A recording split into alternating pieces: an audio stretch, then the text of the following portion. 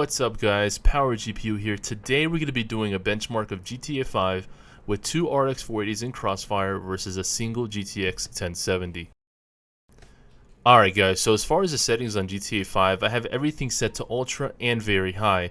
This is with no anti-aliasing as well, and none of the advanced settings are turned on.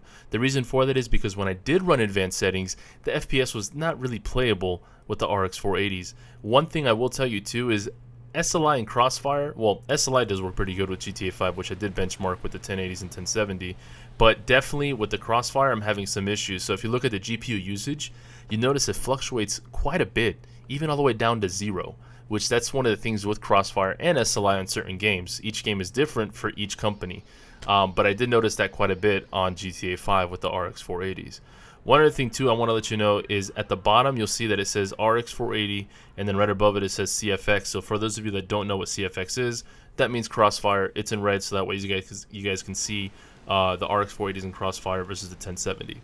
One thing too is at the end of this video, once you're done with all the once the benchmarks are done, I went ahead and did an actual gameplay footage at 1080p with the same exact settings because somebody did request this for me to run this at 1080p to see if they want to get a second RX480 to achieve 144 hertz because they're 144 FPS because they have a 144 hertz monitor. And unfortunately, I can tell you it's not worth it. You will not achieve high FPS with the second RX480 with GTA 5, unfortunately. So my best recommendation still, single solution cards, guys. That's what I'm gonna keep recommending to you guys. So if you're planning to get two RX480s, don't do it. Go with the most powerful card at the moment, which again, or in your budget really, which at the moment right now GTX 1070 is looking quite amazing, and the 990 Ti's are roughly around $399, which is not bad, but I'll still jump up to the 1070 just for the extra VRAM and for the better DX12 support as well.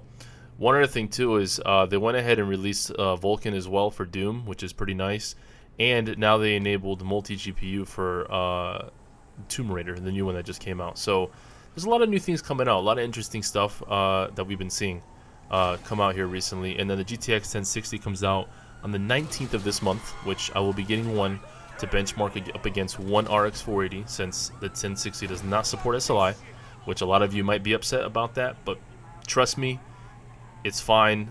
All the enthusiasts really are the ones that really doing SLI. You don't need two 1060s if you're just planning to do 1080p gaming or even 1440p gaming, because the RX480 is great for 1440p and for 1080p. As if you've gone to Joker Productions channel, he did a BF1 benchmark with a single RX480 and it ran 78 FPS average at 1080p and 58 FPS average at 1440p with ultra settings with 4x AA. So trust me, the RX480 and the 1060 are going to be more than enough for 1080p gaming and 1440p. Now don't quote me on that exactly, because some games will require a lot more power to run at 1440p. The ones that are really not optimized, like Ark Survival Evolved is one, and Crysis 3 is another one that you might have some issues with a single solution card. One other thing too I want to go over is that I've been having a few Crossfire issues, which if anybody else has two RX480s, please let me know if you've been having this issue. Running MSI Afterburner at 1440p or 4K, I have tons of issues. And as far as Crossfire goes for the actual card itself, I was telling Ostox Hardware that I enabled Crossfire, then the drivers crashed, then everything went back to default settings, then I disabled Crossfire, I went ahead and restarted the computer, enabled it again, same thing, crashed again. So I was like, crap, what am I supposed to do here? So I went ahead and uninstalled all the drivers, restarted the computer, reinstalled the drivers again, did the same thing, enabled the Crossfire for the RX480s, and then everything again crashed on me again. It set everything back to default, and I was just pulling my hair here trying to figure out what in the world was going on. So I went ahead and did a full clean again, did a full registry clean as well in the AMD drivers, make sure I removed everything from NVIDIA, even the PhysX, everything, reinstalled the PhysX, did all that stuff, and it finally started working again out of nowhere after I reinstalled the drivers for like the third or fourth time, and it started working fine. But again, it's premature drivers, but it was kind of frustrating for me to do that. One other thing too, is very hard for me to produce content for you guys with the AMD cards because they don't have shadow play or anything like that. I do have my Streambox, which has two capture cards, which I can do that, but the quality is nowhere near as good. and you don't really see the frame rate.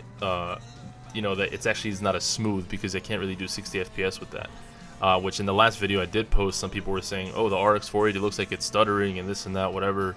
While the 1070 looked pretty buttery smooth. Well, keep in mind the 1070 was recorded with shadow play, and the RX480s were captured by my Streambox with the AverMedia capture card that I have, which the GTA 5 you see today was captured with Play.tv because it actually worked properly, even though it was a pain in the butt because it still doesn't show up sometimes when I'm recording, and like I said, it's a pain in the butt, which I know Joker Productions said that he's been having some issues with it as well.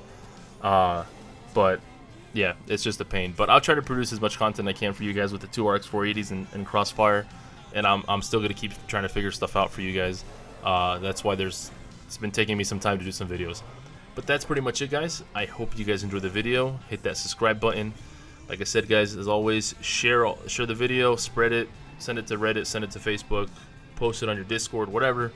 I appreciate everything, guys. Thank you for the love and support, and I'll see you guys in the next one.